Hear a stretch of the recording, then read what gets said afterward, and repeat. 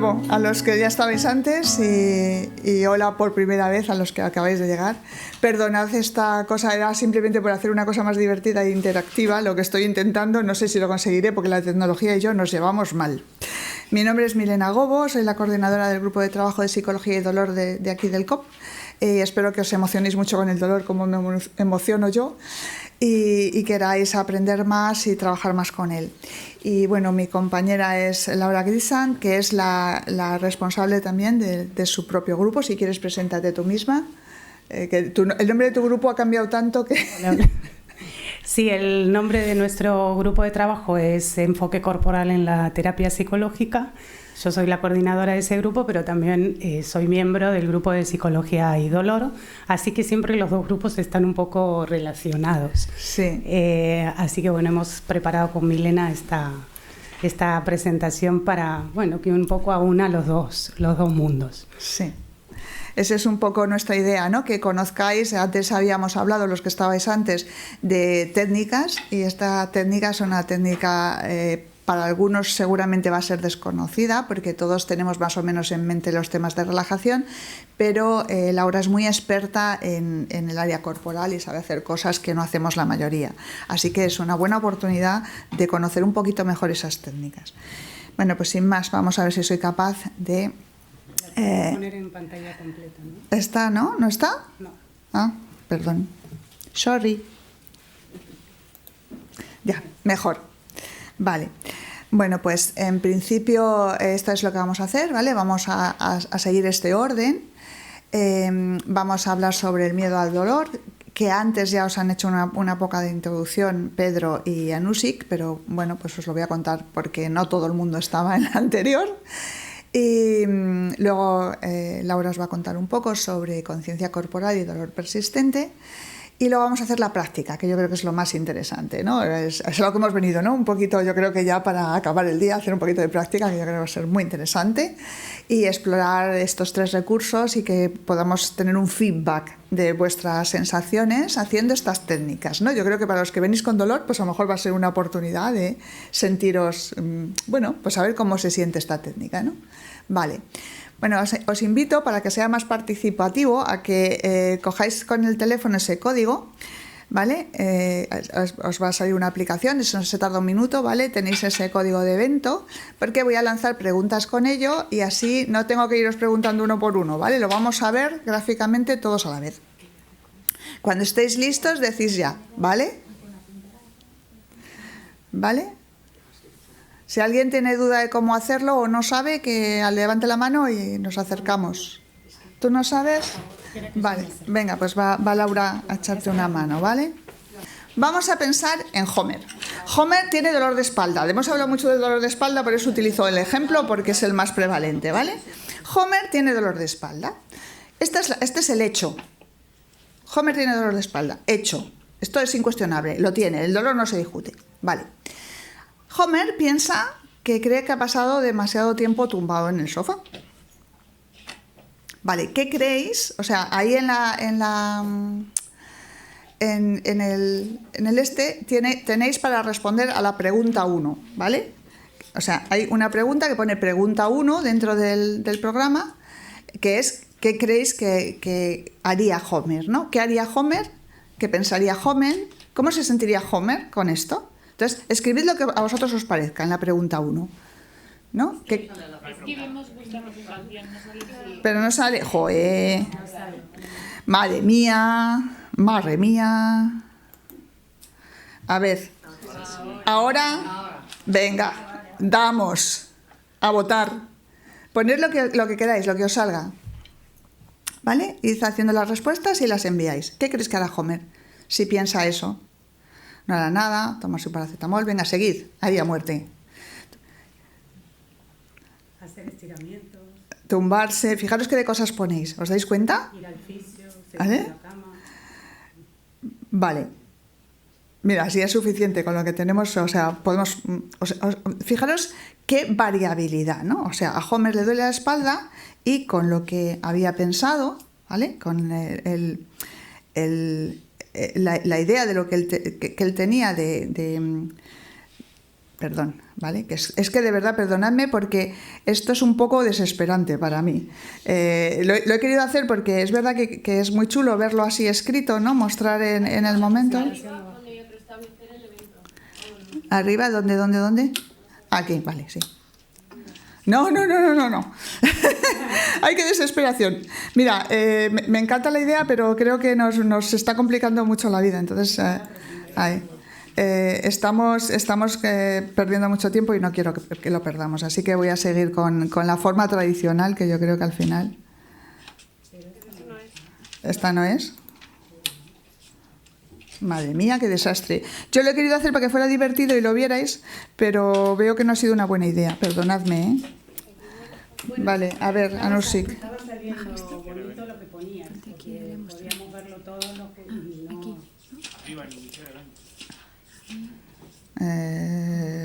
Si es que tiene mucha telita el programita. Es que, ¿sabéis qué pasa? Que estoy muy mal acostumbrada a que esto normalmente me lo hace alguien. Y entonces, como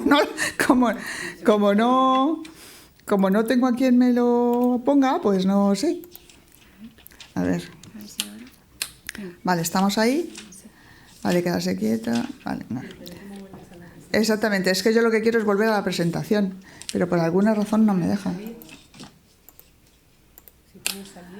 Si le digo salir, no, se sale del todo. Lo de mis presentaciones, ¿no? Arriba a la derecha en azul. A que os sentís identificadas conmigo. A que sí. A que habéis vivido esta situación antes. Donde pone votos, a la izquierda pone presentaciones. A la izquierda. ¡Ah! ¡Uy, qué inteligentes sois! ¡Ay, gracias, público! Sois lo mejor. Vale. Eso es lo que pensaba si cree que ha pasado demasiado tiempo en el sofá. Pero si cree que no debía haber levantado tanto peso, a lo mejor nuestra nube de palabras, ahora sí que me voy a ir, ¿vale? A votos. La pregunta 2, ¿vale? Pregunta 2. Se quedaría quieto, porque cree que no tendría que levantar tanto peso. Si vamos a... Ay, ahora sí, qué fácil es ahora. Cuando sabes, claro, es que esto era sencillo, solo había que pensar. Vale, si lo que pienso es que alguien me está haciendo vudú, pues a lo mejor tengo bastantes posibilidades de hacer cosas mucho más locas, ¿no? Y seguramente, en este caso... Pues, ¿qué creéis que haría Homer, no? Votad. ¿Qué creéis que haría Homer si piensa que hay una explicación que va más allá? ¿Tendría que ver con el movimiento? ¿Tendría que ver con estarse quieto o moverse, como eran las dos anteriores? Claro, va a hacer cosas distintas, hacer rituales, o sea, pues ir a un santero, ¿ves? Sí, ¿veis cómo se va repitiendo? La conducta es distinta porque la interpretación que yo doy es distinta. Y lo que yo voy a hacer y cómo yo me voy a comportar va a ser totalmente diferente. Si voy a la siguiente pregunta, que es horrible, tengo un tumor maligno y voy a acabar en silla de ruedas, o peor aún, voy a morir, pensamiento catastrofista donde los haya, ¿qué creéis que haría Homer, no? O sea, volvamos otra vez a las preguntas, vamos a la pregunta 4, ¿qué creéis que haría Homer si piensa que tiene algo muy, muy peligroso y que es terrible, o sea, que este dolor es terrible y lo que implica es horroroso y que exactamente, o sea, la conducta es totalmente distinta. Estamos partiendo de un dolor que es siempre igual. Lo único que ha cambiado, ¿veis lo que vais poniendo? ¿Veis cómo de diferente es? O sea, es muy, muy interesante, muy interesante. Mirar vuestras respuestas, ¿no? Me encanta esa de ir al médico lleno de ansiedad. Y fijaros que lo que más sale es ir al médico. O sea, nunca se plantean otra cosa. Cuando la cosa la ven como peligrosa, el planteamiento siempre es médico. O sea, tenemos una fe absolutamente descomunal en que el médico vaya a solucionar todos los problemas de salud. Me gusta porque alguna puso Hawái. Sí, de perdidos al río, ¿no? Siempre hay. Es muy interesante. Luego todo esto lo descargaré y si eso lo pondré para que se pueda ver cuando estáis. Pero como esto está grabado, lo podréis ver y al detalle, ¿no? Y ver la cantidad de variabilidad de respuesta que hay. Sí, hace una nube de palabras. Son todas vuestras respuestas y se pone en un tamaño mayor aquello que está más repetido, ¿no? O sea, es como, eso es lo que está más repetido. Vale, seguimos. Entonces, vamos a hacer un poquito perspectiva de género, que está muy de moda, ¿no? Imaginaros que la que tiene el dolor de espalda es Marge y no Homer. Y que dice, ¡guau! Me va a ir la regla. Este dolorcillo de riñones lo conozco. ¿Vale? ¿Qué creéis que diría Marge?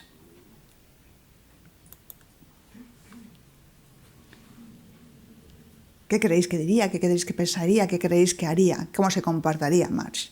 Con el mismo dolor. Estamos partiendo de un dolor idéntico, ¿no?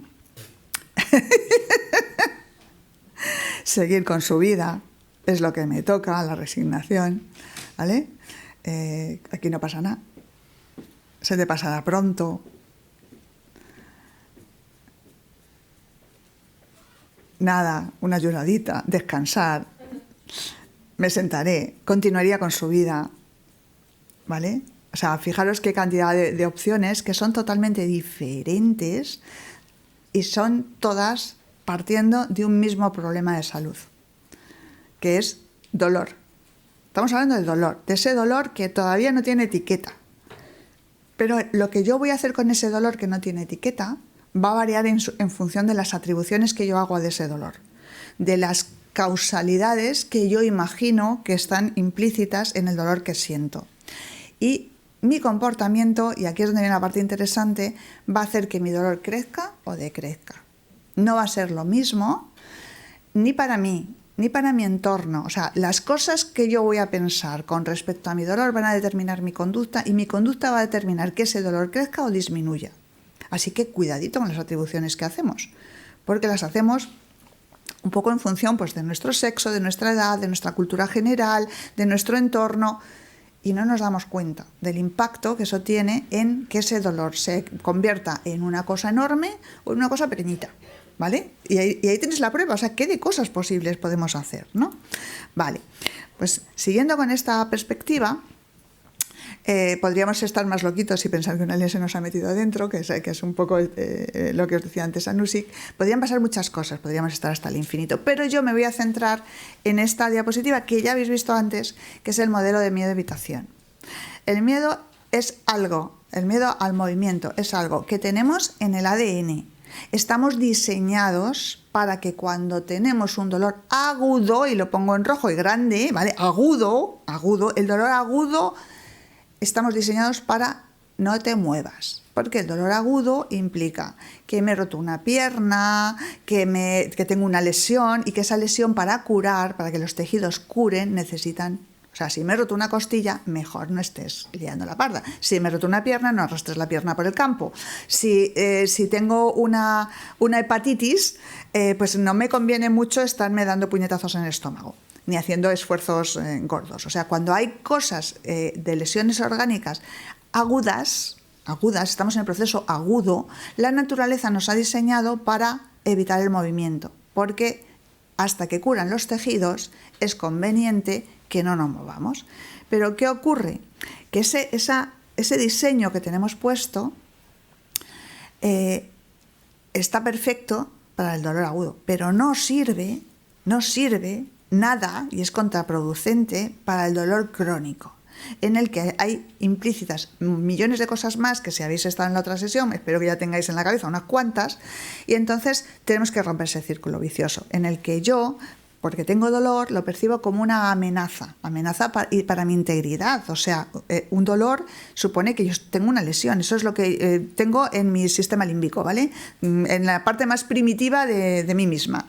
Entonces, eso me produce ansiedad y miedo, ¿vale? Porque no está siendo efectivo, o sea, no me está sirviendo más que para estar... Eso me produce tensión muscular. O sea, ¿sois capaces de tener ansiedad y no tensaros? ¿Alguien es capaz? O sea, cuando la gente cuestiona el papel del psicólogo en el tratamiento del dolor, les digo, si es capaz de cogerte un cabreo y que no te suban algunos neurotransmisores y te bajen otros y hormonas se pongan en función, pues dime de qué fábrica eres, porque eres un robot.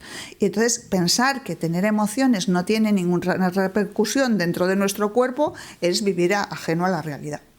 Entonces la ansiedad produce tensión muscular y eso lo sabemos todos. ¿Quién discute esto? Nadie. Y si lo discute es que no ha tenido ansiedad en la vida, cosa que es imposible. Y esa tensión muscular y esa limitación del movimiento que nosotros voluntariamente hacemos siguiendo ese modelo de miedo y evitación, lo que hace es incrementar el dolor. Hemos hablado antes de fibromialgia en la sesión anterior. O sea, cualquier fibromialgia sabe lo que es tener contracturado una parte de tu cuerpo de forma involuntaria y el dolor que produce. Y si no, preguntadle a cualquiera de ellas, os va a decir, es que además ni siquiera, la palabra contractura ni siquiera lo define bien, es algo que va más allá de una contractura, es una sensación de inervación continua de un músculo sin que yo le esté diciendo nada al maldito, ¿no? Y ahí está, doliendo, como un canalla. Bueno, pues esto está dentro de nuestros factores emocionales de miedo y evitación. Y luego están otros, ¿vale? Sí, entonces está esa parte, dijéramos, que va más allá de eso, que es no solamente esa parte de la ansiedad que es tan importante, luego están esos otros factores emocionales de la depresión. En las nubes de palabras, que si luego las podemos incluir, veréis que son muy interesantes y que eso es espontáneo, lo habéis hecho aquí, personas variadas, o sea, vais a ver cuántas veces aparecen cosas que tienen que ver con la desesperación, la tristeza, la evasión, o sea, cosas que tienen que ver no exactamente con el dolor, sino con mi respuesta al dolor, ¿no? Entonces, la depresión, cualquiera que trabaja con pacientes sabe que la depresión tiene dos amigas inseparables, que son la apatía y la anedonia. O sea, cuando tenemos depresión, no tenemos ganas de hacer nada y si hacemos algo no lo disfrutamos. Son las dos cosas que más la caracterizan. ¿Y eso qué es? ¿No? Moverse. Otra vez el miedo al movimiento. Otra vez no me muevo. Inactividad.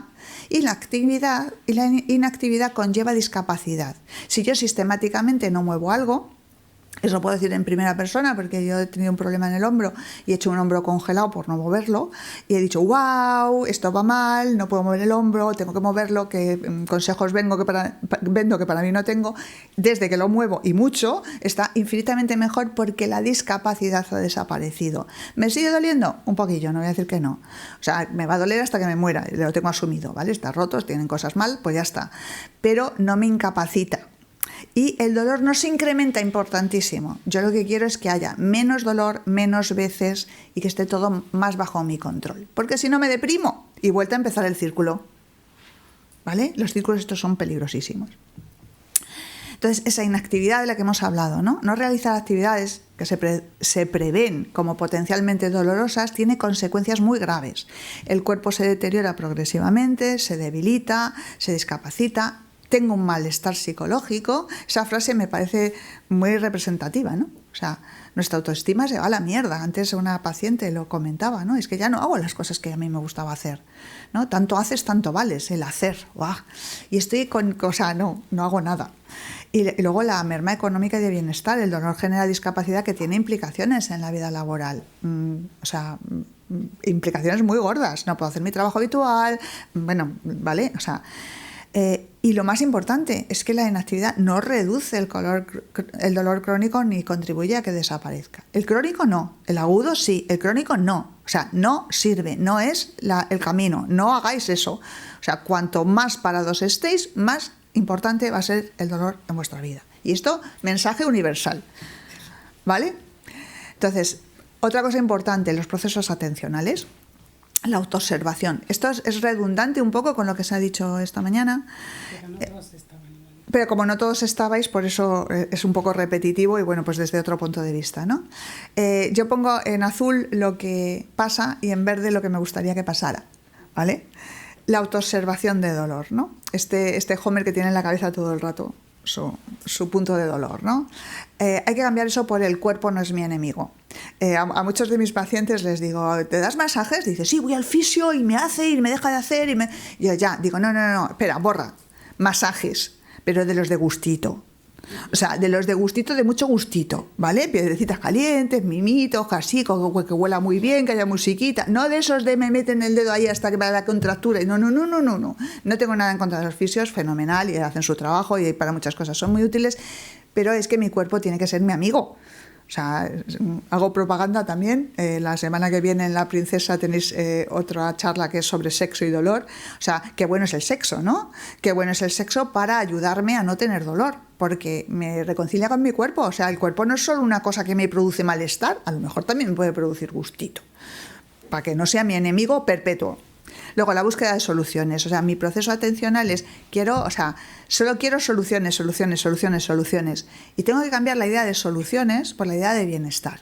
O sea, ¿qué es lo que yo quiero? Estar lo mejor posible. O sea, la solución puede que no exista. Y aceptar esto cuesta. O sea, aceptar que mi hombro nunca va a estar como estaba antes. ¡Guau! ¿Cómo que? Pero esto es como aceptar que te haces viejo. Pues te haces, o sea, ya está, ¿no? Entonces, yo lo que tengo que cambiar el foco de quiero una solución para mi problema es, no, ¿qué es lo que quiero hacer y cómo puedo hacerlo?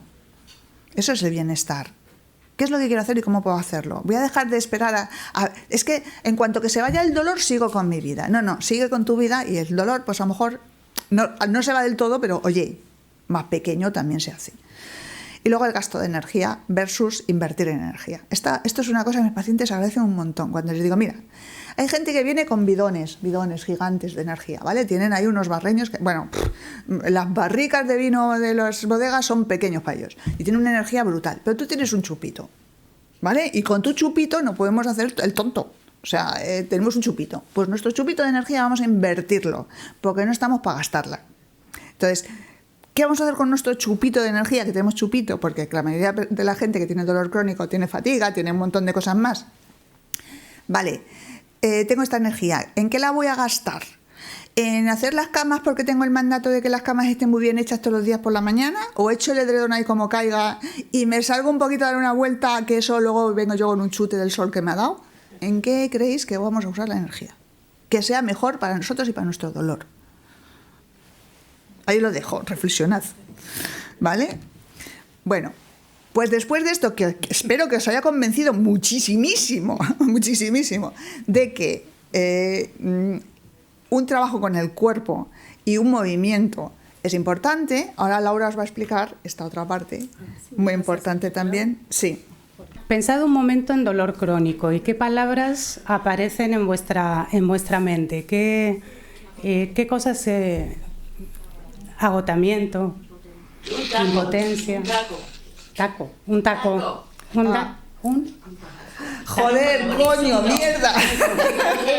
Joder, todas malas palabras posibles. ¿Qué más? Impotencia, pena, tristeza.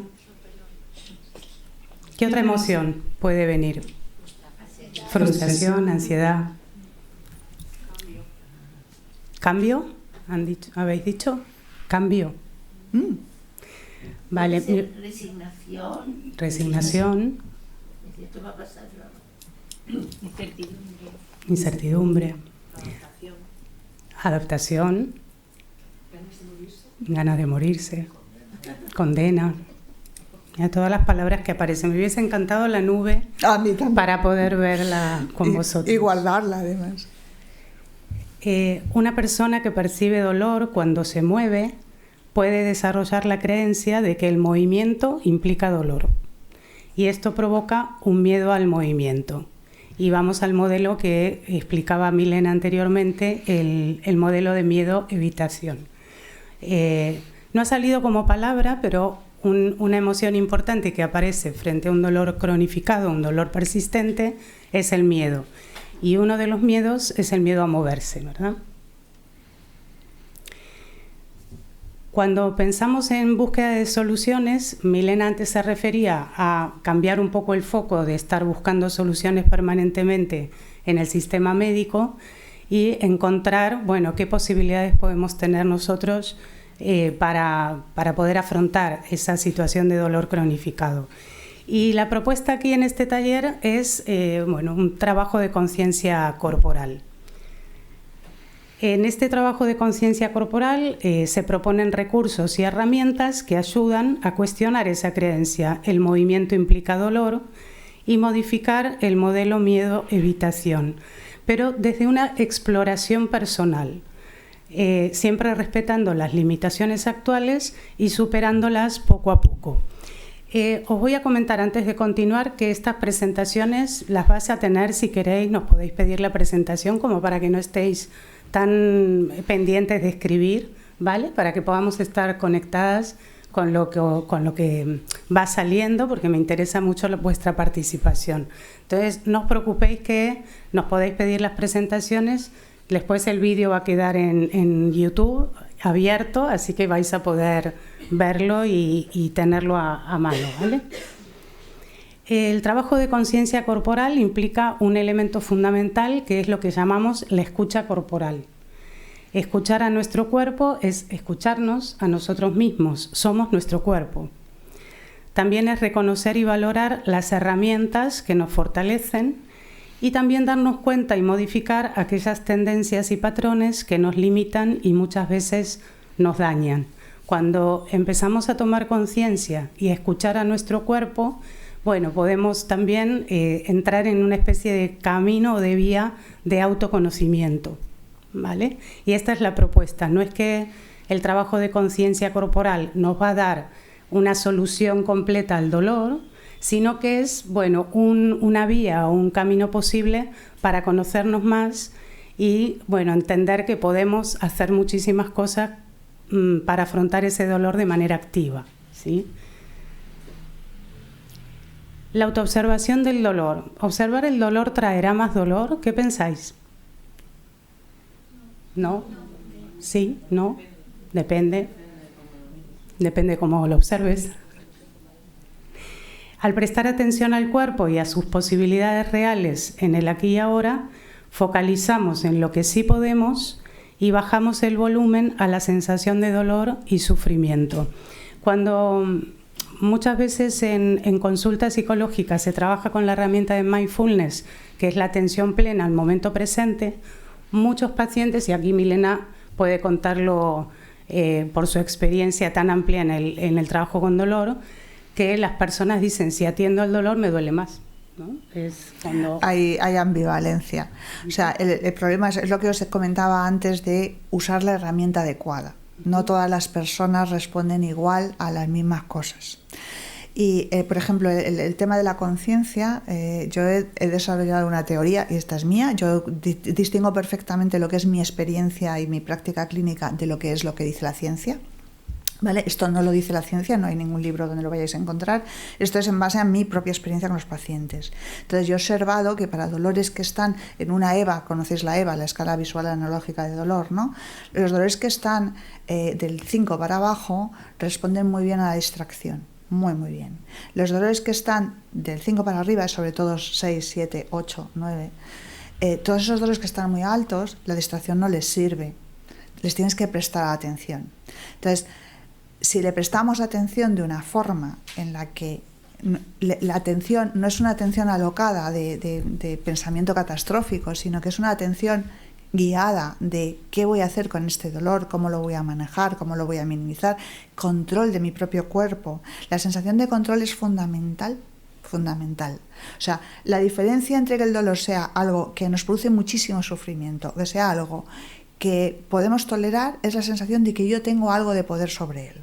En el momento que yo siento que yo puedo modificar, aunque sea levemente, esa sensación dolorosa, me voy a sentir mejor. Entonces, esa conciencia plena, para los que están en un momento en el que ese dolor no está siendo muy importante, no les va bien, porque ellos lo que quieren es distraerse a otra cosa, irse a otra cosa. Entonces, tienes que usar el mindfulness, pero focalizando mucho a lo mejor en otra modalidad sensorial, que no sea interoceptiva. Hay que jugar con eso.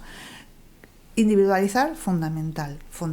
Y es, o sea, aquí, o sea, os lo ha puesto perfectamente Laura, ¿no? Bajar el volumen. El objetivo es bajar el volumen. Me encantaría que fuera dejarlo mudo, pero si le bajamos el volumen, ni tan mal, ¿vale? Porque estoy reeducando a mi cerebro a que no es él el que manda, sino que mando yo. Y eso me da poder. O sea, somos Marsh. Sabemos lo que pasa, por qué pasa, que va a acabar, que podemos hacer cosas que minimizan. ¡Ah, wow! Mando yo. Sí, sobre todo en esta frase que os puse, focalizar en lo que sí podemos es jugar con algo de la atención, que es mover el foco, ¿sí? Nosotros podemos aprender a mover el foco de atención.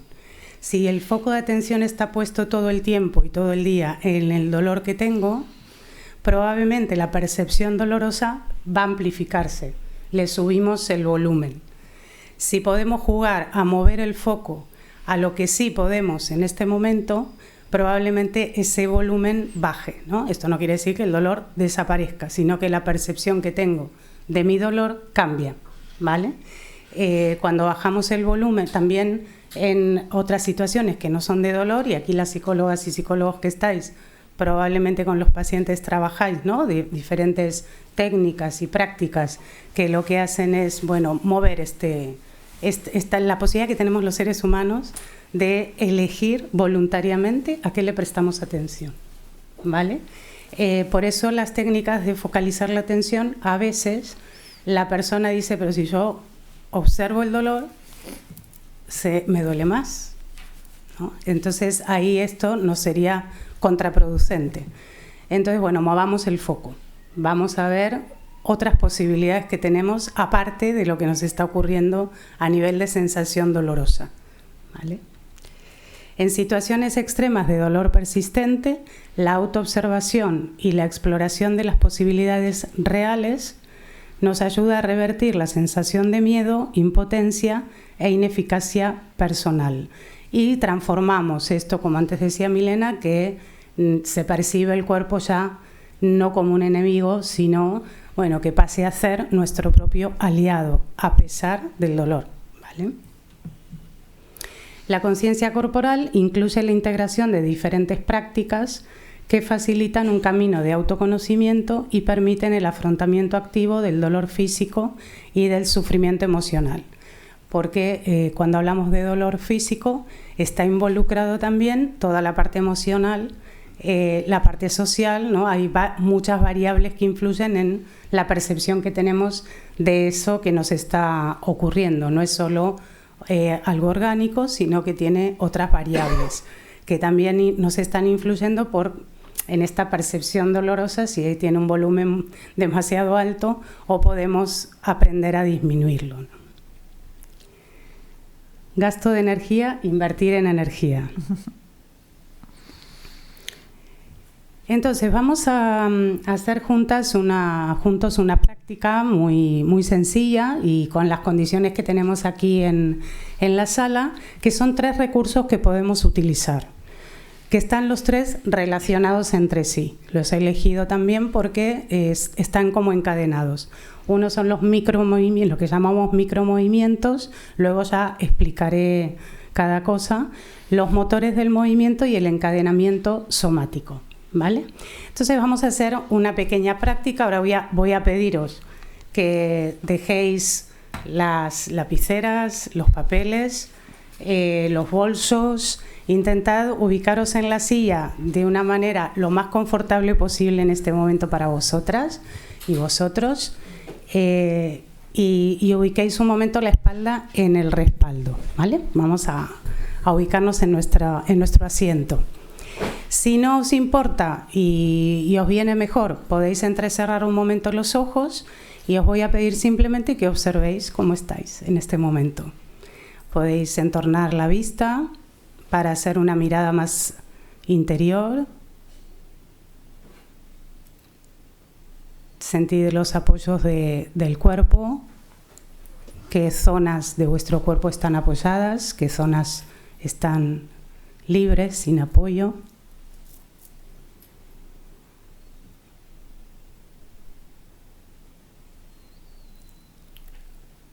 Percibid también vuestra propia respiración, la entrada y la salida de aire. Y tomamos un momento para percibir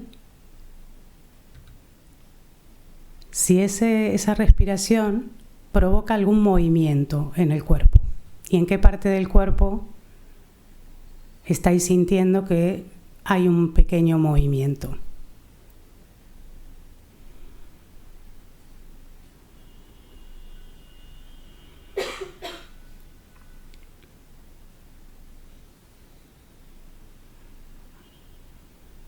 Desde ese lugar que se está moviendo en este momento con la respiración, intentad ir ampliándolo poco a poco, haciéndolo un poquito más grande.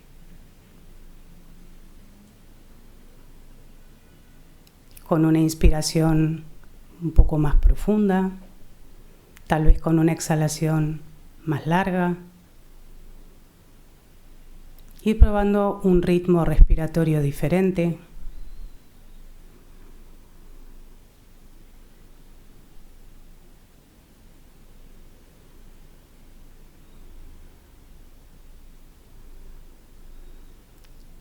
Y hasta dónde podéis llevar la amplitud de esa respiración en este momento. Sin forzarlo, sin juzgar si es muy grande, si es pequeña, si respiro poco, si respiro mucho. Intentad no calificar lo que está sucediendo, simplemente ocurre.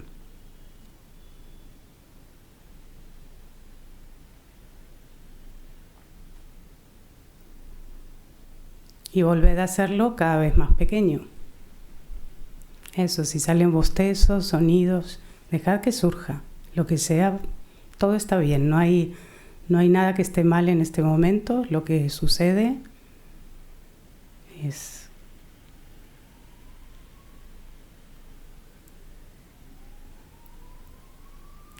Y volver a poner el foco en vuestro cuerpo nuevamente, como está apoyado. Qué parte de la silla toca el cuerpo, qué parte del cuerpo toca la silla.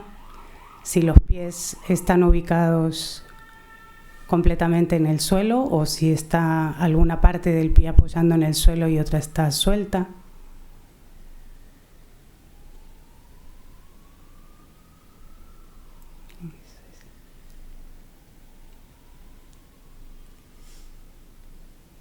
Y poquito a poco vamos a volver a la sala, empezar a pestañear, abrir un poco los ojos y hacer un movimiento libre que el cuerpo os pida en este momento.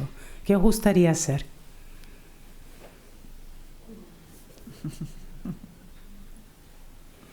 Desperezar, ¿no? ¿Habéis notado el movimiento de la respiración? ¿Se ha sentido en qué parte del cuerpo se estaba moviendo? ¿Sí? ¿No? No podemos votar, pero me imagino que en algún lugar del cuerpo sentías que había un pequeño movimiento. Bien, ahora con esa idea de que el movimiento puede ser muy pequeño, vamos a jugar con lo que llamamos el motor del movimiento. Y entonces os voy a dar algunas instrucciones como para que podáis explorar. Aquí es muy importante lo que he dicho en un momento, que no hay nada que esté bien o que esté mal, digamos, es lo que ocurre en el cuerpo en este momento. Y entonces tenéis que ir observándoos a cada paso del proceso y si veis que va molestando algo o si duele algo demasiado, empieza a aparecer una sensación desagradable, siempre se puede ir a menos, ¿vale? Vamos a trabajar desde un motor del cuerpo de menos a más en este momento. Entonces vamos a poner atención en este momento y si queréis otra vez entrecerrar los ojos en la mano derecha, que vamos a dejar los brazos en el regazo y poned atención a vuestra mano derecha.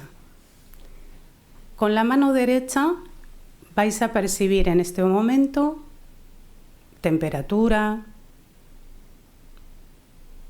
humedad, calor, frío,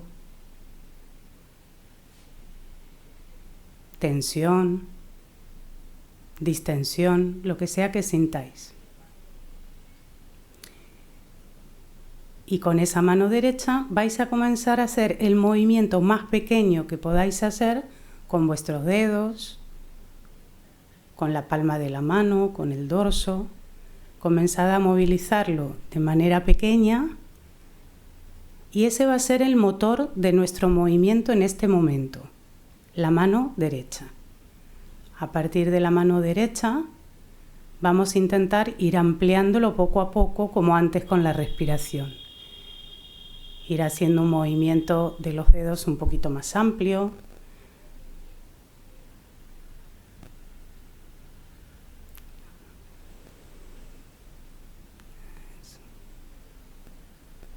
Intentad ir agrandándolo poco a poco Vamos a ir viendo hasta qué punto podemos ir moviendo esa mano hasta que encadene el movimiento con la muñeca. Y vamos de a poco con este motor de la mano, dejando que quede un poco suelta, libre, que no esté tan apoyada en el regazo, y a partir de ahí comenzar a movilizar la muñeca y empezar a subir por el brazo. Ir cada vez más arriba, hacia el codo, el antebrazo. Eso. Puedes subir hasta el hombro. ¿Hasta dónde lo puedo llevar el movimiento haciéndolo un poco más grande? Dejamos que el brazo baile un poco. Si hay un punto de molestia o de dolor, volvemos a encadenar al revés, siendo de más a menos. Eso.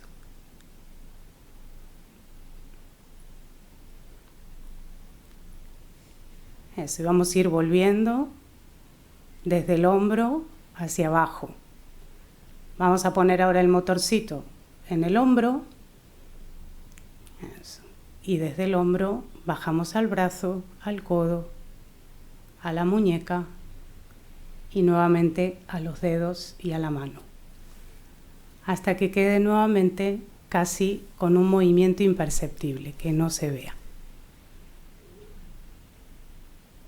Y dejad que repose el brazo.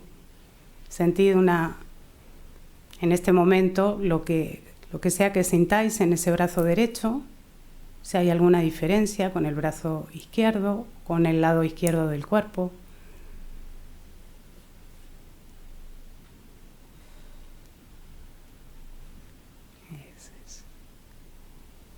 Y volvemos nuevamente a conectar con la sala, volvemos a abrir los ojos. Bien. Y ahora, ¿qué parte del cuerpo os gustaría que sea vuestro propio motor del movimiento? Puede no ser el brazo derecho, puede ser otra parte del cuerpo. Elegid alguna. Puede ser la cabeza, el cuello, la cadera, la pierna izquierda, el tobillo. Elegid algún motor del movimiento que es el inicio del micromovimiento, el movimiento más pequeño, y de ahí encadenamos hacia otra parte del cuerpo que esté conectada con ese miembro del cuerpo que habéis elegido. ¿Vale? Entonces cada uno elige su parte del cuerpo,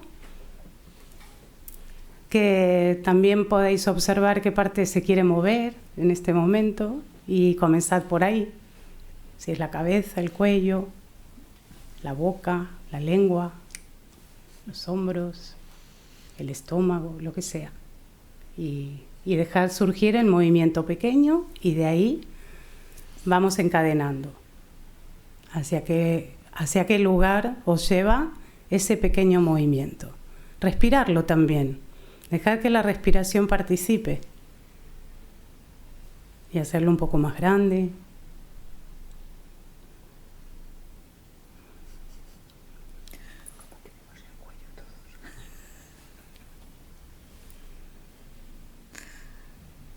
Eso, si estamos en el cuello, en la cabeza, también hay rostro, podéis incorporar los gestos de la cara, de la boca, los labios, las mandíbulas, los ojos, hacer alguna mueca. Eso.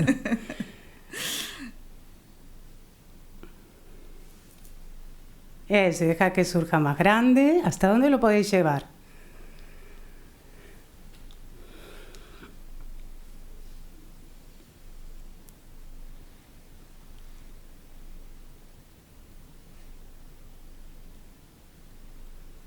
Y de lo más grande que podáis llegar en este momento, vamos volviendo a más pequeño. De más grande a más pequeñito. Y este es un juego hasta donde puedo ir y volver.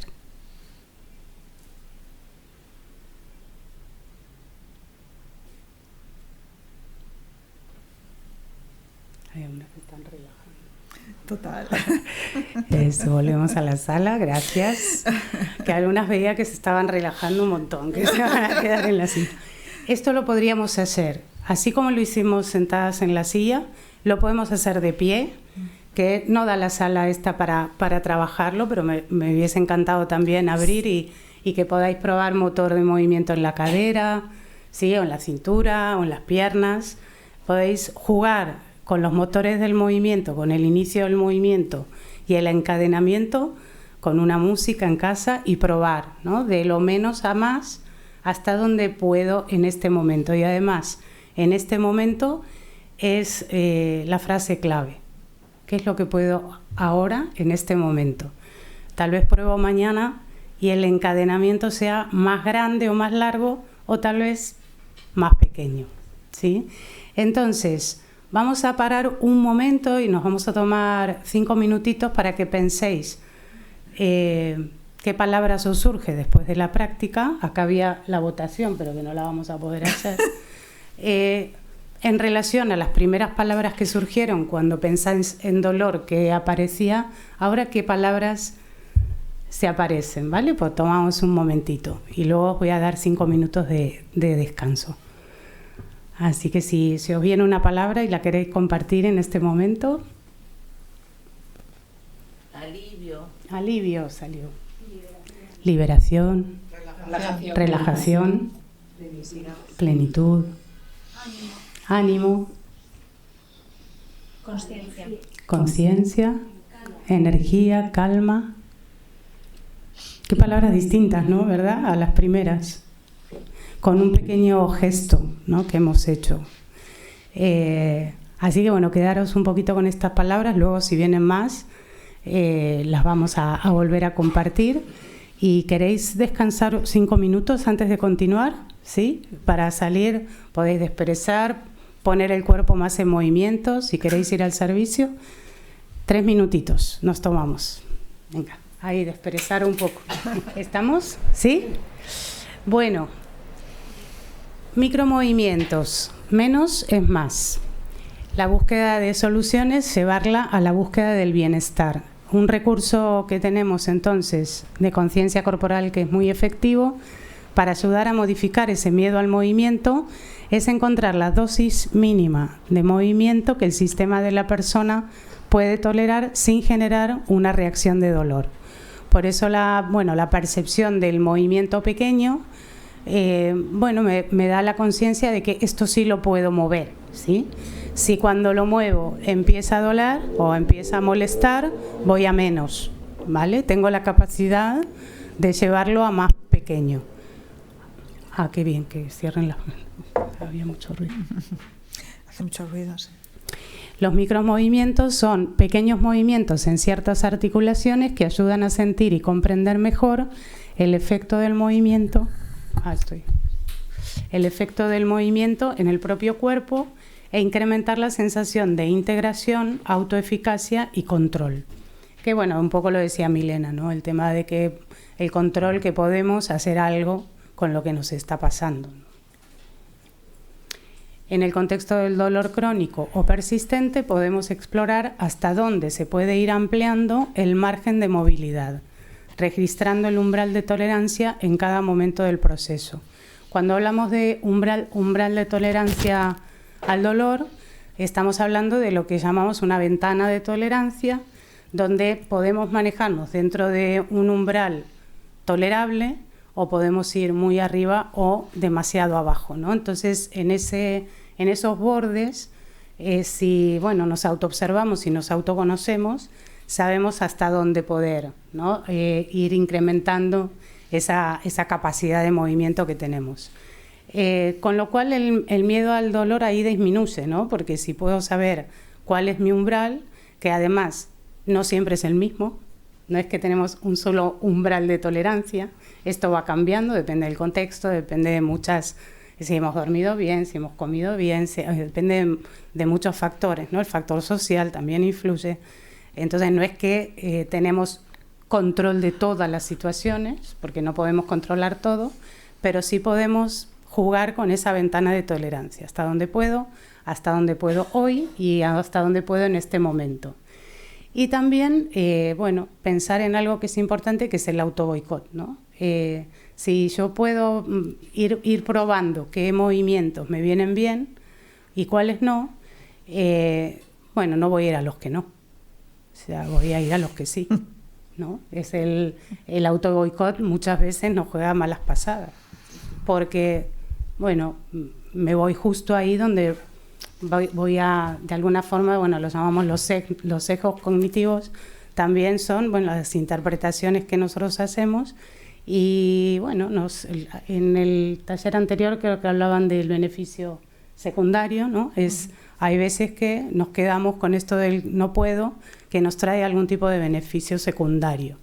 Entonces, en casa, bueno, no voy a hacer la cama porque la va a hacer alguien más, pero tal vez hoy no la puedo hacer perfecta, pero ¿cómo la podría hacer hoy?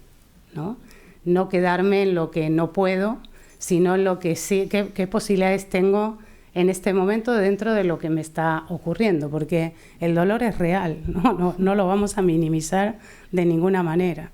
Entonces, esto es importante también, y los psicólogos que están aquí, la persona que habla de su dolor no miente, le pasa esto que le pasa. Entonces, bueno, ¿cómo podemos ayudar a que dentro de lo que no se puede, todo ese mundo que se viene de imposibilidad, bueno, ir probando diferentes recursos para que se dé cuenta que hay una parte en donde hay un autoboicot que hace que cada vez pueda menos, ¿no? Si nos restringimos cada vez más y nos quedamos en la cama, esto va a empeorar, no solamente a nivel físico, sino también a nivel emocional y cognitivo, porque el pensamiento también nos va a llevar a una sensación de no poder, ¿no? De incapacidad.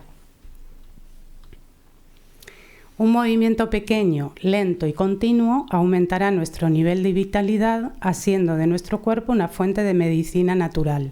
No quiere decir que nos vayamos a curar del todo, porque depende de otros factores, pero sí que podemos hacer algo, ¿no? En la gestión emocional del dolor persistente, explorar lo que sí podemos en este momento provoca sensaciones de bienestar, fortaleza y autoeficacia. El otro recurso que trabajamos hoy es en los motores del movimiento y el encadenamiento somático, que son estas propuestas corporales somáticas que permiten comprender dónde se inicia el movimiento, cuáles son los rangos de movilidad de las articulaciones y el encadenamiento con otras partes del cuerpo a través de la musculatura y de las fascias, ¿sí? De esa película que tenemos en los músculos que permiten encadenar lo que se llaman las cadenas musculares del cuerpo.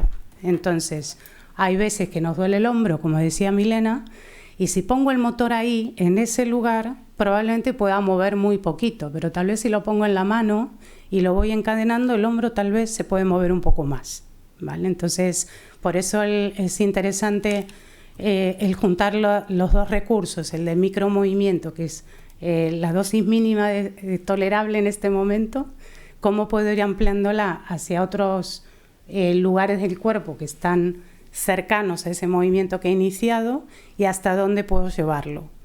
Y si puedo llevarlo hasta el codo hoy, bueno, he llegado al codo, mañana tal vez llego al hombro, ¿vale? Que no pasa nada, que es hasta donde puedo en este momento. Los micromovimientos a partir de un motor del cuerpo y de su encadenamiento ayudan a la persona con dolor persistente a encontrar nuevas alternativas de movilidad y superar limitaciones de manera gradual. Bueno, esto he puesto el ejemplo que hemos trabajado aquí, para que os quede, digamos, de lo que hemos hecho. Y en procesos de dolor crónico, las propuestas de enfoque somático y conciencia corporal pueden ayudar a gestionar mejor las emociones extremas y modificar la idea del cuerpo como enemigo para transformarla en el cuerpo como aliado, fuente de recursos saludables y fortalecedores. Y aquí Homero diría, ¡yupi! Muy bien. Bueno, hemos puesto una bibliografía, hay 2 libros que son de mi autoría. El primero, El cuerpo como camino, es un libro del 2016, pero que se ha reeditado en el 2024. Y es muy interesante porque hay muchas técnicas de conciencia corporal y enfoque somático escritas por profesionales expertos en esas materias, y entonces el libro, bueno, es como que se ha ampliado de la primera edición a la segunda bastante, se ha hecho como el triple de gordo. Y Regreso al cuerpo, afrontamiento activo del dolor, el trauma y el sufrimiento, que es un texto del 2019, ya creo que en papel no quedan muchos, pero tenéis un capítulo, que el capítulo 3 de este libro es el dolor como aliado, que a través de mi web, que luego la podéis, luego la pongo, me podéis solicitar el capítulo que yo lo entrego de manera gratuita, que bueno, están todas las variables que influyen en el afrontamiento del dolor y bueno, algunas propuestas a las que podemos recurrir. Y luego explicando el dolor. Bueno, este le he puesto yo por varias razones. Una, porque es bastante genérico, tiene muchas cosas y es gratis porque tenéis acceso en internet, no tenéis ningún problema para cogerlo. Está bastante actualizado entre lo que cabe, ¿no? O sea, dijéramos que aunque es del 2010 y hay cosas en las que y hay ciertas áreas de mejora, ¿vale? Pero es que realmente tampoco tenemos manuales gigantes que hablen de dolor y me parece que este tiene conceptos básicos importantes recogidos de una forma sencilla y asequible. Tampoco nos vamos a poner ahora, pues antes esta mañana los que estabais, Anusik hablaba del modelo de Melzack y toda la parte biológica. Trabajar con eso, si nos metemos muy en profundidad, pues es muy complicado, ¿no? Entonces, bueno, para coger conceptos claves, ideas fundamentales y tener una visión así, abuela pluma de lo que es el mundo del dolor, este es bastante asequible y gratis. Los textos, sobre todo, bueno, por supuesto, los que sois aquí psicólogas y psicólogos, si queréis dedicaros a trabajar con personas que tienen dolor, bueno, hay mucha bibliografía que se puede acceder. Pero para todo público, estos libros que proponemos es interesante porque nos da a todas las personas que estamos en procesos dolorosos, bueno, nos da una visión de lo que sí podemos hacer y entender, ¿no? Comprender. Entender, sobre todo. Entender y, bueno, ver que esto tiene una razón, que no estamos tan solos, que a todas las personas nos pueden doler cosas porque somos seres humanos, tenemos cuerpo y somos cuerpo, entonces el cuerpo bueno, es como el escenario donde se ponen en acción un montón de cosas, ¿no? Que nos suceden y sobre todo también donde se expresan las emociones. Entonces muchas veces en lugares del cuerpo que están especialmente sensibles, bueno, podemos ahí investigar un poco, ¿no? ¿Qué nos está contando el dolor? Porque hay veces que queremos erradicarlo, ¿no? Una cosa es esto que decíamos de bajarle el volumen para que podamos, bueno, ver qué otras posibilidades tenemos, y otra cosa es la negación. La negación del dolor nos traerá más dolor en el futuro seguro, digamos, no es inevitable, ¿no? Entonces, el dolor como aliado, yo lo pongo, que a veces me dicen personas que le duelen, pero ¿qué me estás contando? O sea, que no es mi aliado, es mi enemigo, ¿no? Y no, el cuerpo no es un enemigo, duele porque hay algo que tenemos que conocer de nosotros mismos también, y podemos aprender mucho de nosotros mismos ahí, ¿no? Y el concepto de resiliencia, que bueno, hay veces cuando pasamos por dolor y sufrimiento es cuando más aprendemos y más salimos fortalecidos de esa experiencia. Así que os invito a mirar al dolor como un aliado y no como un enemigo. Si estamos conviviendo con eso, buscar ayuda, porque sola es más difícil, y a veces las ayudas las tenemos muy a mano, en casa o con amigas o con gente que nos pueda escuchar y que nos pueda ayudar, y bueno, también con profesionales, ¿no? Por supuesto. Así que bueno, aquí tenéis nuestros contactos, pero queremos dar lugar a la palabra vuestra, que podáis compartir. Nieves, mira, te doy el micrófono. Yo un lado muy fuerte, creo que te oís. Sí, es más que nada por lo que se graba, que si no, a lo mejor no se graba bien. Vale, perdón. Bueno, no sé, voy a ser de lo más breve, pero voy a contar mi experiencia. Como yo me jorobo por la vida, voy jorobada, pues tengo toda esta zona hecha polvo. Pero, como ha dicho Laura, hay que hacerse amigo del dolor. Es que eso es una verdad grandísima. Y también pensar, yo voy a vencer, o ver como una parte del cuerpo dice, hoy me está molestando pues ala, por ello. ¿Y cómo lo hago? no os riáis, con una pelota de goma, así, de estas de voleibol, ¿no? Y me la pongo, pues en todo el cuerpo. Yo me acuesto o me echo la esterilla y me pongo aquí la pelota y a respirar. Para mí la mejor medicina, os lo digo, ¿verdad?, es la respiración. Tú la respiración mentalmente la mandas a la zona, tienes la pelota. Y haces, ya me la he lavado, ya me he lavado. Ahora me duele aquí en la vértebra o aquí, lo mismo. Y así durante todo el cuerpo. No es más que 10 minutos lo que necesitáis. Y os digo de verdad que si mandáis la respiración a esa zona, pensando que tu expiración va como una mangarriega, empujando el dolor fuera, veréis como el dolor se va. Mira, yo lo digo de todo corazón, llevo yo mucho tiempo así, respirando por la nariz, primero respirando, no haciendo así, no, sino respirando despacito, cuando te concentras en esta zona, que también es lo que me duele, y echas el dolor muy despacito, resoplando y pensando que lo que os acabo de decir, que la mangarriega son los bomberos, pero lo digo que lo cojáis y os llevéis a una casa, no, que la tenéis allí en la cama o en el sofá, y entonces poquito a poco la vais expulsando. Me lo sé. Uy, perdón, el salivazo. Y mentalmente decís, te vas a ir, ya veo que te está yendo. O sea, hablar también con el dolor, pero vuelvo a insistir, por favor, hacerme caso, la respiración. Yo antes tomaba paracetamol, que si no latil, que si no... Yo ahora no tomo nada. Ahora mismo ya se me ha quitado el dolor casi, porque está respirando mientras os escuchaba. Y bueno, también me sienta muy bien eso de estar ahí quietecito, pero siempre con la respiración. Que te duele el ojo, que te duele... Pues te pones aquí la pelota, o te la pones en el culo, o donde te duela, de verdad te lo digo, en el pie. Y a resoplar. Bueno, yo lo digo por experiencia. Muchas gracias. Bueno, ¿alguien más quiere compartir?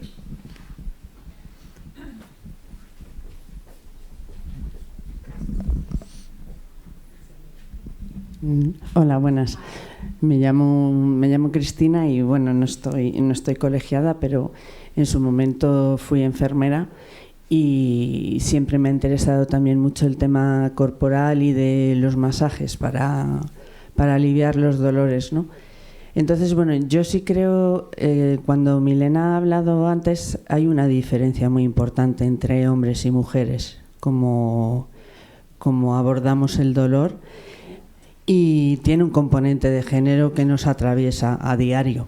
Entonces, hay algo que es transversal y que también creo que lo habéis tratado aquí, que es tanto haces, tanto vales. A nosotras siguen sin valorarnos, pero nosotras tenemos que seguir mostrando qué hacemos y sobrehacemos a todos los niveles. Y creo que ahí hay una mirada que nos estamos perdiendo, que es la de la propia, claro, la del autocuidado, en la que siempre nos han entrenado para cuidar a las demás y a los demás. Y sabemos perfectamente cuáles son las dolencias de nuestro padre, de nuestra madre, de nuestro hermano, de que ahora va un poco encorvado esto, es que le está pasando no sé qué. Y a nosotras no nos miramos mucho, no tenemos tiempo, tenemos tantas cosas que hacer. Entonces creo que eso es algo que ahí sobre todo la autorregulación para nosotras es muy importante. Gracias. Por si os sirve de simplemente, o sea, yo estoy preparando una charla para el día 15 para otra cosa, que es sobre dolor pélvico crónico, que es mucho más prevalente en mujeres que en hombres, aunque en hombres también se da. Y cuando buscas bibliografía siempre, o sea, tengo la sensación de que este tema de la perspectiva de género es algo que es endémico, o sea, no estamos descubriendo nada, ¿no? Pero sobre todo me llama la atención lo que se invierte en investigación en función de las patologías. O sea, se invierte en fibromialgia cero, en problemas de dolor pélvico crónico, pues una cantidad insignificante. En problemas cardiovasculares, que son prevalentes en los hombres, se invierte muchísimo. O sea, la inversión donde se pone siempre en los mismos sitios. O sea, es como, vamos a investigar, sí, pero bueno, esto son cosas de mujeres, esto ¿para qué lo vamos a investigar? ¿No? Pues que vivan con lo suyo, que para eso son chicas. O sea, y nosotras mismas contribuimos, o sea, no les echemos la culpa a ellos, pero nosotras mismas somos nuestras propias carceleras.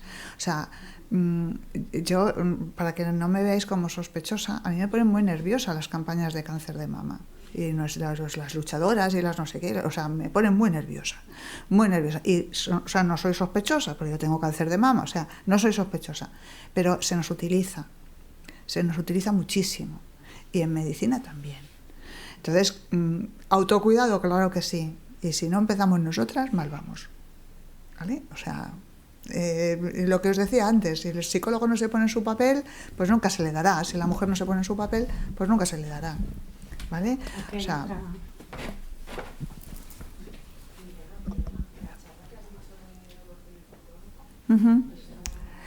esa no es de aquí del Colegio de Psicólogos, esa me la han pedido del Colegio de Fisioterapeutas. No, la de la princesa es la de sexo y dolor. Es que esto es un no parar. La de sexo y dolor está en la princesa. Esa sí que puedes apuntarte, o sea, le puedes preguntar. Es de la Semana de la Ciencia. Esa sí es de la Semana de la Ciencia. Y la otra, yo no sé si es gratuita la otra, me parece que sí también. ¿Cómo se llama? Es dolor pélvico crónico y autoestima. Porque esa es otra cosa, o sea, en general los psicólogos que como que nos encasillan todo el tiempo en ansiedad, depresión, que es lo único, o sea, esas cosas que los médicos llaman síndrome ansioso depresivo, que es como una especie de cajón desastre donde cualquier persona que se sienta mal anímicamente va a estar encasillada, ¿no? Y ansiolítico y antidepresivo, venga, para todos lo mismo, ¿no? O sea, tranquimacines y serosates y todas estas cosas continuamente para todo el mundo. ¿Qué de cosas hay? O sea, autoestima, por ejemplo, porque no hablamos de la autoestima, que se va a la mierda cuando uno está mal. Y no, o sea, es como que nos encasillan en las dos cosas que más o menos les suenan y no ven todo lo demás, que es tanto. O sea, ¿qué pasa con nuestra autoestima? Que es importante. Y en estos pacientes más. Aquí quieren. Sí.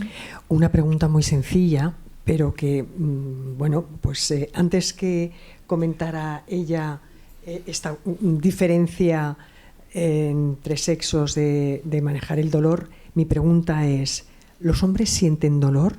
Y si lo sienten, ¿cómo lo manejan? Vale, acá tenemos unos hombres, ¿qué diríais? Que sí.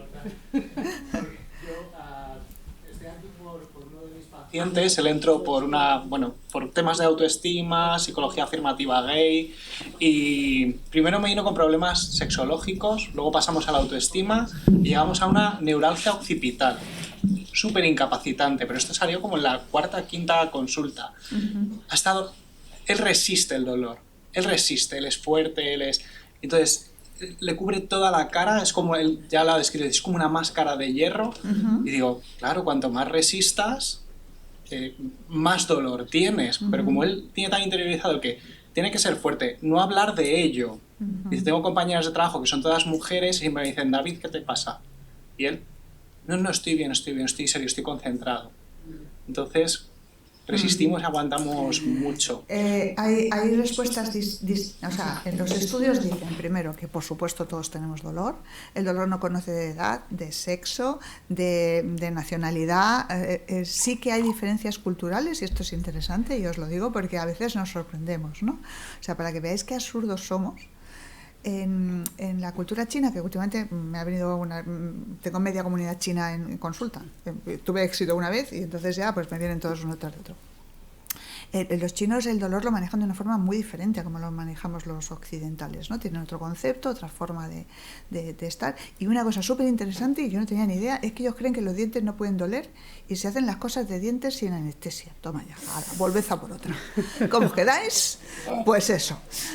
A mí eso me deja flipada totalmente, ¿no? ¿Hasta qué punto, ¿no? Esa analgesia endógena, ¿no? Somos capaces de activarla, es impresionante, es una cosa que me llama mucho la atención. Yo había leído cosas de antropología psicología, pues de esas tribus, ¿no? Que pare la señora, pero el que se queja es el marido y cosas de esas.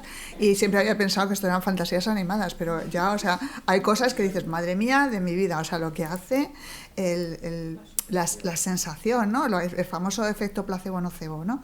Lo que podemos conseguir con nuestra cabeza es impresionante. Pero sí que hay diferencias, o sea, el dolor es universal, lo tenemos, los niños tienen dolor, los viejos tienen dolor, que esa es otra cosa, ¿no? O sea, es como que se piensan que los viejos y los niños no están en la diana, ¿no? Pues también los hombres, las mujeres, pero sí es verdad que las respuestas, como has explicado tú maravillosamente, son distintas porque estamos educados de forma distinta. Y lo mismo que nosotras no estamos educadas mucho en el autocuidado, porque no nos consideramos importantes, los hombres están muy acostumbrados a yo no puedo manifestar mi debilidad, porque yo soy el fuerte. Y entonces el dolor se percibe como una debilidad, y entonces yo no lo expreso. Y la no expresión de dolor es muy peligrosa. Tan mala es, o sea, una de las cosas que les enseño a mis pacientes, tengo una pildorita solo para eso, que es la queja útil, ¿no? Aprender a quejarse, porque es que quejarse, en plan, ay, es que estoy fatal, pues esto no me ayuda mucho. Ni me ayuda a mí, ni ayuda al entorno, ni va a cambiar nada. La queja útil es importantísima. Hay que saber cuándo quejarse, cómo quejarse, qué información transmitimos en la queja, cómo damos de pistas para que la queja tenga un impacto que me devuelva otra vez el chupito de energía. O sea, es que estar todo el rato ay, pues a la gente del entorno, pues lo que hace es que al final nadie quiere ir contigo a ningún lado, tus familiares están diciendo, jo, a ver si se duerme ya. O sea, así no. Hay otras maneras y tampoco es la resignación. O sea, me voy a quedar callado y estoy hecho una mierda, ¿vale? Truquito súper fácil, ¿vale? Yo soy mucho de truquitos súper fáciles, que uso mucho a mis pacientes. Código, ¿vale? Tenemos que tener un código. Me da lo mismo que uses un semáforo, que uses una escala de 1 a 10, que tengas palabras que utilizas, no, hoy estoy el furioso, hoy estoy el no sé qué, o sea, me da lo mismo el código, pero un código con el contexto, ¿no? Y entonces, que sepan que si, por simplificar, código rojo de un semáforo es, hoy es un día muy malo, o sea, hoy el casco está hoy, o sea, ni me hables, ni me digas que me ponga en sitio donde haya mucha luz y mucho no sé qué, porque no estoy para nadie. Y mi entorno ya lo sabe, no tengo que estar todo el rato diciendo nada, porque hoy estoy rojo. Y si estoy amarillo, bueno, pues hoy, si no nos vamos muy arriba, hoy estoy verde, venga, como si no pasara nada. Y es tan fácil como eso. Pero es que mi entorno también quiere saber, es que es lógico. No quiere la queja perpetua, ni tampoco... Y claro, si yo tengo, vale, verde significa que podemos tal, rojo significa que tengo que evitar bla, bla, bla. Y la gente ya sabe, o sea, hoy no me mandes a hacer esto porque hoy no puedo, no estoy en condiciones. Y me vale para el trabajo, me vale para un código que yo transmita a los otros, que he puesto semáforo porque es lo más simple que hay y porque es muy visual y la gente en un semáforo lo reconoce. Pero estos son el tipo de cosas que nos va a venir en un manual, pero que sí que os viene, o sea, el problema es que pasar de lo académico a la práctica clínica cuesta mucho. Porque, o sea, es importante la expresión de no sé qué, ya, vale, y ahora ya antes decían, el miedo al movimiento, ¿no? O sea, ¿cuántas veces habéis escuchado lo importante que es el ejercicio en la vida, ¿no? O sea, ¿cuántas veces lo habéis escuchado? O sea, yo tengo un fisio que le conozco desde hace muchísimos años, que me hace muchísima gracia, pues este es médico rehabilitador, que dice, ¿para qué hacemos congresos otra vez para decir que es muy bueno el ejercicio? Pero es que hay alguien que lo duda, dice, si es que ya, ¿para qué hacéis otra investigación? Si hay cientos de miles de millones de investigaciones de todo tipo que prueban que el ejercicio es bueno. ¿Dónde viene la cosa interesante? En qué ejercicio, para quién y cómo ponerle en marcha. Ahí es donde la cosa no falla. Si es que el ejercicio bueno lo sabemos todos, como es bueno comer bien, pero ¿qué significa comer bien? O sea, ¿alguien sabe con dos narices decirme qué porras es la dieta mediterránea? Porque si alguien lo sabe, que me lo diga. De verdad, quiero decir de verdad. No, sí, frutas y verduras, en mi casa, ¿vale? En mi casa. O sea, en mi casa, dime cómo me manejo con esto. Yo hay una nutricionista con la que trabajo mucho, dos, Rocío Diago y Laura Ranz, que son maravillosas, que es que te lo preparan, que es que ya es para tontos.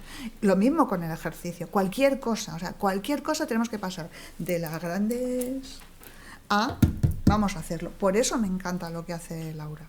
Porque es, vale, esto está muy bien, nos tenemos que mover, pero tenemos un miedo que nos morimos. Que ya lo hemos entendido, el miedo no es bueno, vale. Pero es que ahora yo tengo que salir de aquí. Y tengo que mover mi bracito, tengo que moverlo hasta que mi hombro se mueva también, porque es el que me duele, y entonces tengo que sentir. Y además, oye, pues fíjate, no me había dado cuenta, pero joder, en la cabeza la movíais todos. Tenemos aquí los trapecios los tenemos finos, todos los que estamos aquí. O sea, habéis movido todos la cabeza. Y los que habéis sido un poquito más atrevidos y habéis llegado más lejos con el movimiento, habéis movido la cara. Que estamos más tensos que... O sea, no, vamos... Y es que es obvio, o sea, pero es ese salto de la teoría, que más o menos todos la habéis aprendido en algún momento, a cómo implemento esto en este caso particular, que eso es lo que de alguna manera le termina llegando al paciente. Sí, también yo quería agregar, porque en el tema de los varones, y sacando al dolor, dejándolo un momento de lado, paciente que falleció el perrito de su pareja, y a él lo conmovió mucho, y no quería llorar para no mostrarse débil con ella y sostenerla, ¿no? Y entonces este concepto de mostrar la debilidad, ¿no? Con el dolor, con el llanto, con las emociones, con la expresión emocional en los varones, es sinónimo de vulnerabilidad o de debilidad, y esto no lo puedo estar mostrando y exponiendo al mundo, ¿no? Con lo cual, todas las sensaciones, emociones y sensaciones dolorosas se van a amplificar porque se quedan dentro y no se expresan de ninguna manera. Entonces, aquí volviendo a la pregunta, varones, mujeres, a todos nos duele, somos seres humanos, el cuerpo habla, y el cuerpo habla de muchas maneras, lo que pasa es que no sabemos escucharlo. Entonces, la conciencia corporal un poco nos ayuda a eso, a aprender a un lenguaje sensible del cuerpo, entenderlo y, bueno, también ver qué implicancias tiene a nivel emocional todo esto. Entonces, si tu paciente va a pensar todo el tiempo de que si digo o si muestro voy a ser débil, y ese es su concepto, no hay nada que él pueda hacer que le va a modificar ese concepto. Aunque sea un micromovimiento, no le va a servir, porque al final, si hago algo, estoy mostrando que algo me pasa. Sí, al final hemos trabajado, hemos empezado a abrir. Entonces, vamos encontrando alivio, pero me viene muy bien lo de los micromovimientos, por ejemplo. Sí, porque es una propuesta sencilla, que empiece por, incluso en alguna zona, lo más lejos posible del dolor, el pie, los dedos del pie, porque además, como hay un encadenamiento muscular de todo el cuerpo, él mueve el dedo gordo del pie y en la nuca algo le va a pasar. Esto está comprobado también. Entonces, bueno, cambiar el foco, mover el foco y también mover el foco del pensamiento. Bueno, ¿por qué pienso así de mi dolor? ¿No? O sea que, porque claro, el dolor es suyo, el que sabe lo que le está pasando es él, ¿no? El que lo siente es él. Y si se lo guarda todo para sí, bueno, se va a empeorar la sensación y la percepción. Ahora, el que haya pedido ayuda ya es un paso dado, eso hay que valorárselo, ¿no? Entonces, reconocer que hay una parte que le cuesta mostrar y ir más al fondo, ¿no? Bueno, es el trabajo terapéutico. Es muy interesante, por eso lo que decía, que el dolor, ¿qué nos está contando? ¿Qué dice de ti esto?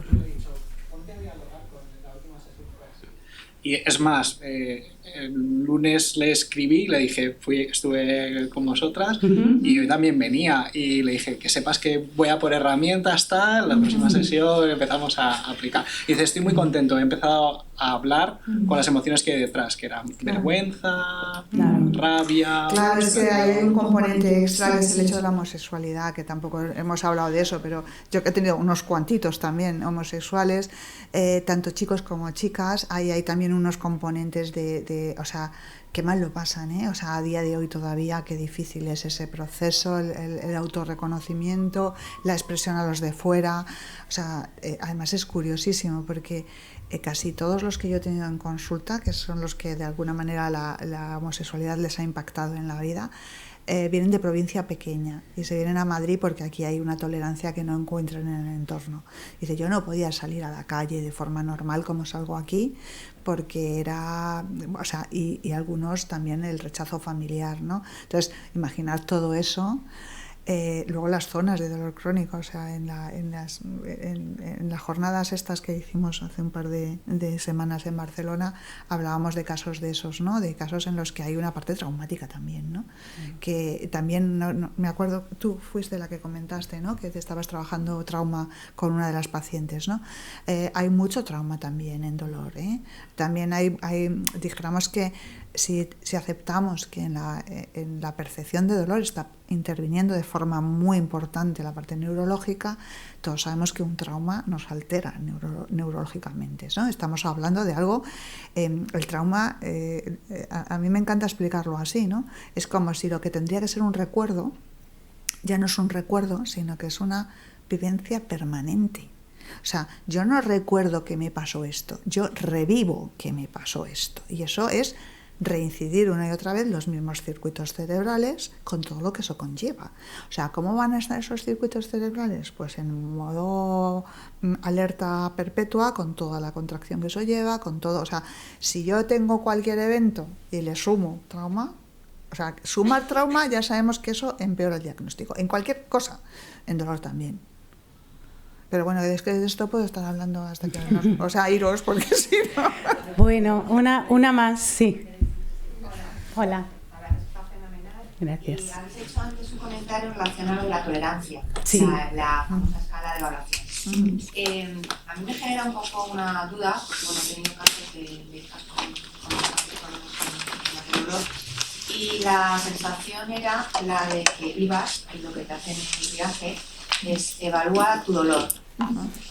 Y claro, cuando una persona aguanta mucho el dolor, ¿cómo al final, hasta qué mecanismos existen para decir, efectivamente, es que puedes estar aguantando mucho el dolor y es que estás a punto casi de desmayarte, pero tu cuerpo no es como consciente y dices, no, un dolor de tal, y como tú ya sabes, dices, no, es que como sigamos, se va a desmayar, o sea, su cuerpo ya va a colapsar porque ha pasado ya el cuerpo, pero todavía siguen teniendo una percepción del dolor que puede ser de, no, 7, y tú, 7, pero si 7 es que como sigamos así, y tienes casi tú que intervenir con ese triaje diciendo, no, si sigue así y no ponéis algo, lo siguiente es un desmayo. Entonces, esto del umbral o de la tolerancia al dolor, no sé, ¿qué tenemos, o sea, como herramientas para poder ser más... Bueno, si quieres contesta tú y luego contesto yo. No, contesta. ¿Sí? Bueno, dos cosas, ¿vale? Dos apreciaciones que son diferentes. Una es... simplemente me remito a un estudio que hice yo en su momento, que era de infravaloración del dolor, ¿no? Queríamos ver la infravaloración del dolor en los ámbitos hospitalarios. Entonces era muy interesante. Antes me decías que tú eras enfermera, porque lo que se hacía era, se eligieron varios procedimientos diferentes. Unos eran, imaginaos, procesos dolorosos donde los haya, ¿vale? Uno era histerectomía, que es muy doloroso. Otro era intervenciones de cadera o rodilla, que también son bastante dolorosos. Otro era colecistectomía, que es un poquito menos doloroso. Y entonces se les preguntaba al médico, a la enfermera, al paciente y a un familiar cercano, que era el que estaba con el paciente, qué dolor tenía el paciente. O sea, el paciente decía el que refería. Entonces, sistemáticamente, y digo sistemáticamente, ¿vale?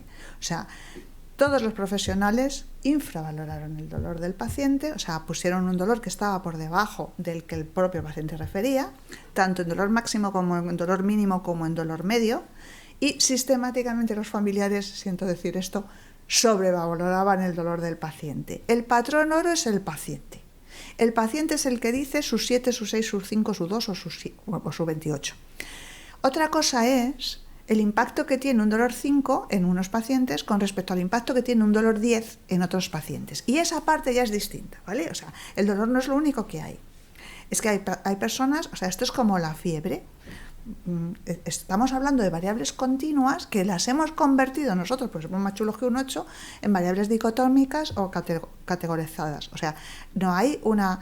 Nosotros ponemos puntos de corte. ¿Por qué decimos que esta persona es hipertensa y esta es hipotensa? ¿Por qué decimos tiene colesterol, no tiene colesterol?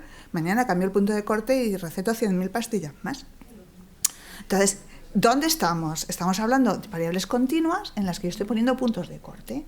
Entonces, el dolor es una cosa muy, muy, muy subjetiva y tenemos que respetar al 99,9% la opinión del paciente. Si él dice 7 es 7, si él dice 5 es 5, si él dice 2 es 2. Y también respetar, o sea, hay personas que dicen, es que yo no quiero analgésicos, porque en mi balanza entre tener menos dolor o estar... Y otros que dicen, a mí, o sea, aunque esté drogado hasta aquí, yo lo menos que pueda. O sea, pero es una decisión del paciente. O sea, el paciente tiene que ser el que decida. O sea, la persona que lo sufre es la que tiene que decidir por encima de todas las cosas. Y otra cosa, y por eso lo separo, es qué impacto tiene el dolor en... Y cuando yo estoy en ese dolor, imaginemos la fiebre. Si yo tengo de media, ¿vale? Mi media de tensión de toda la vida, porque yo soy hipotensa, siempre ha sido, pues eso, pues un 10,5, 9,6, cosas así, muy bajitas. Si yo me pongo en la tensión que la gente considera normal, yo estoy aquí, ¿vale? O sea, la realidad es una cosa y cómo impacta es otra. Con la fiebre lo mismo. Las personas que normalmente tenemos 36 de temperatura, nos sube a 37 y nos sentimos fatal. Pero eso para la media de las personas, porque estamos hablando de medias, eso no es fiebre. Ya, pero es que yo me siento muy mal, ¿vale? O sea, ¿cuánto tengo? 37. Pero es que el 37 en mí implica que estoy hecha una mierda. Entonces, esta es la parte que tú tienes que decir. Mira, la EVA está muy bien, pero es un instrumento de medida muy poco fiable. Y lo que necesito es que seas consciente de que cuando mi hija dice que tiene 7, eso significa que es muy probable, o sea, esa intervención es muy necesaria y es muy peligroso el instrumento de medida. Todos los instrumentos de medida, antes lo comentaba Pedro, los que habéis estado, ¿no? Todos los instrumentos de medida tienen falsos positivos y falsos negativos. Todos. Y cuando digo todos es todos, ¿vale? Es una cosa que se llama sensibilidad y especificidad. Todos son. No existe el instrumento que es 100% sensible y 100% específico. Va a haber gente que no tiene nada y le da positivo y gente que tiene y le da negativo. Y esto es universal, ¿vale? Universal. Así que no creamos tanto que un aparatito, una persona o esta nos va a dar la verdad. La verdad la tenemos nosotros y la tenemos que defender.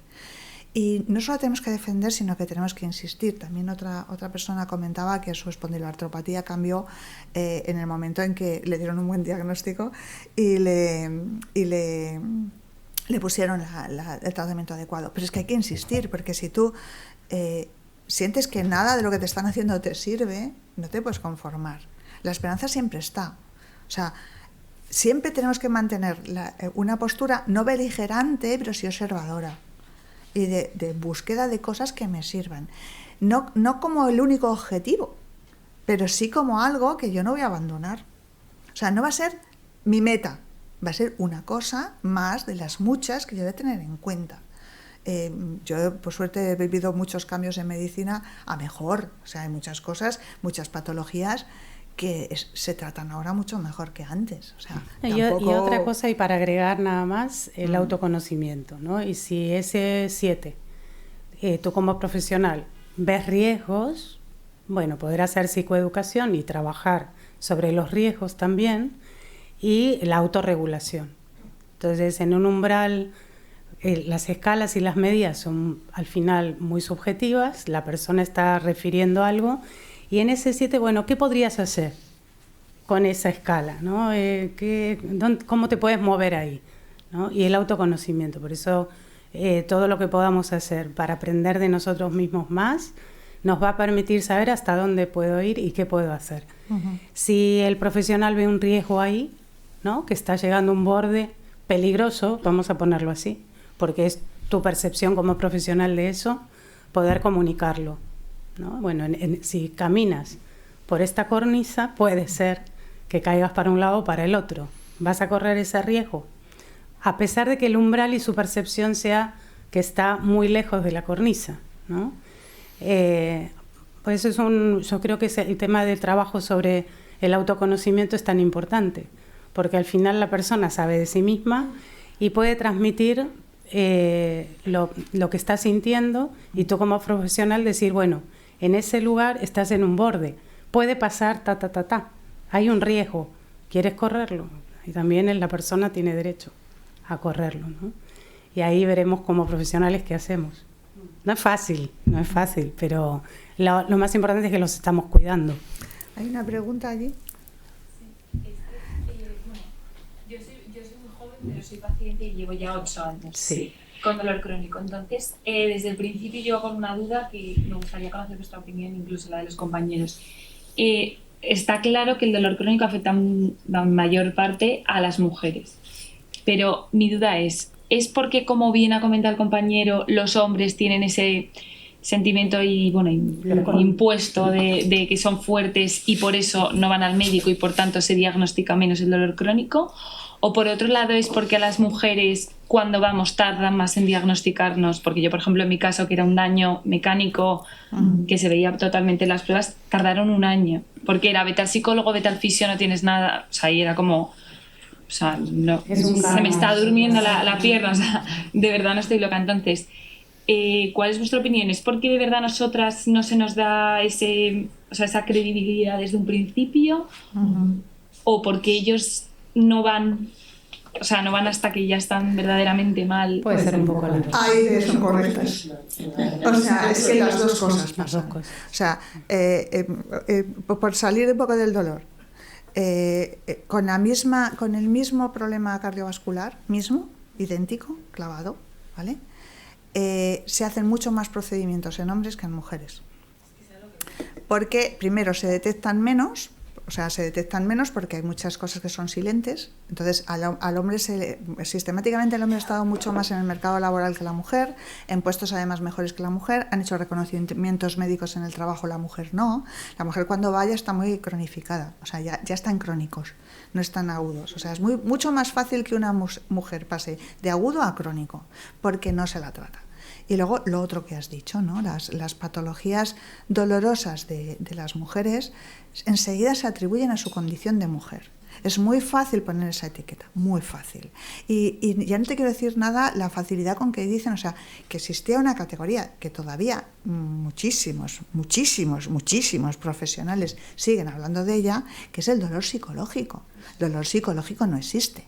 Pero todavía te etiquetan de esto lo que tienes psicológico. No, perdona, yo tengo dolor y eso no tiene etiqueta. Porque el dolor es psicológico y físico, siempre. No se puede dar el uno sin el otro. Es como pensar que un ser humano es que yo soy solo cuerpo. ¿Dónde has visto a alguien que sea solo cuerpo? O sea, eso ya superemos eso, ¿no? Entonces las dos cosas son verdad. Es verdad que los hombres acceden a la medicina de una manera distinta y que lo expresan también de una manera distinta y que muchas veces se les pone etiqueta y no dolor. O sea, si tú tienes endometriosis y ahora ya se pone la palabra endometriosis, que yo puedo estar, bueno, de eso podríamos hablar mucho tiempo, ¿no? Pero si a mí me ponen esa etiqueta, ya se me califica de una manera. Pero si yo digo que tengo dolor en la zona pélvica, es que eso son cosas de mujeres. Entonces, si yo digo que tengo, una angina de pecho, ¿no? La angina de pecho no es un infarto, pero es un dolor precordial. Si voy con una angina de pecho y soy hombre, me dicen angina de pecho, riesgo de infarto, porque ya tienen ahí su caminito hecho. Pero si yo voy con mi angina de pecho y soy mujer, es que esta es una histérica, ¿no? Esta es una histérica, esta tiene muchos nervios, esto va a ser de los nervios. Y se va a otro camino. Entonces, la posibilidad de que se cronifique es mucho mayor. O sea, estamos echando papeletas a la hucha para que nos toque el premio. Bueno, como decía antes Milena, también están en nosotras mismas hacer valer esto, ¿no? O sea, no, esto no es lo que me dices y esto no es lo que me dices.